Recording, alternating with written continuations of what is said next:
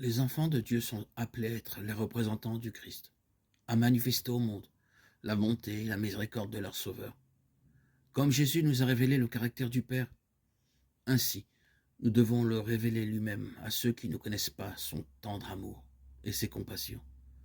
Comme tu m'as envoyé dans le monde, dit Jésus, je les ai aussi envoyés dans le monde, moi en eux et toi en moi, afin que le monde connaisse que tu m'as envoyé. Jean 17, 18, 23.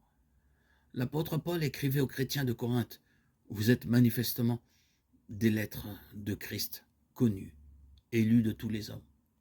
2 Corinthiens 3, 3, 2. En chacun de ses enfants, Jésus envoie une lettre au monde. Si vous êtes son disciple, vous êtes la lettre qu'il envoie à la famille où vous logez, au village, à la rue que vous habitez.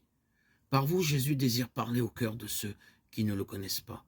Peut-être ne lisent-ils pas la Bible, n'entendent-ils pas la voix qui leur parle dans ces pages, et ne voient-ils pas l'amour de Dieu dans ses œuvres?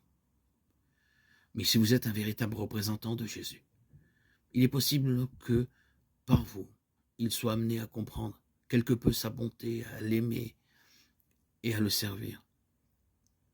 Les chrétiens sont comme des phares placés sur le chemin du ciel. Ils doivent réfléchir sur le monde, la lumière qu'ils reçoivent de Jésus-Christ. Leur vie et leur caractère devraient être tels que d'autres puissent obtenir par eux une juste conception du Sauveur et de son service. Si nous le représentons fidèlement, nous ferons paraître son service attrayant, comme il l'est en réalité. Les chrétiens qui se découragent, qui murmurent et qui se plaignent donnent au monde une fausse conception de Dieu et de la vie chrétienne. Ils font croire que le Seigneur n'aime pas voir ses enfants heureux et ils portent un faux témoignage contre notre Père céleste. Satan jubile quand il peut entraîner les chrétiens à l'incrédulité et au découragement. Il est heureux quand il voit que nous manquons de confiance en Dieu et que nous doutons de son désir et de sa capacité de nous sauver.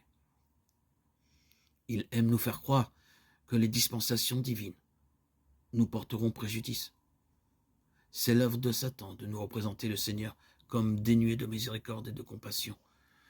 Il dénature les faits et remplit les imaginations de notions erronées au sujet de Dieu.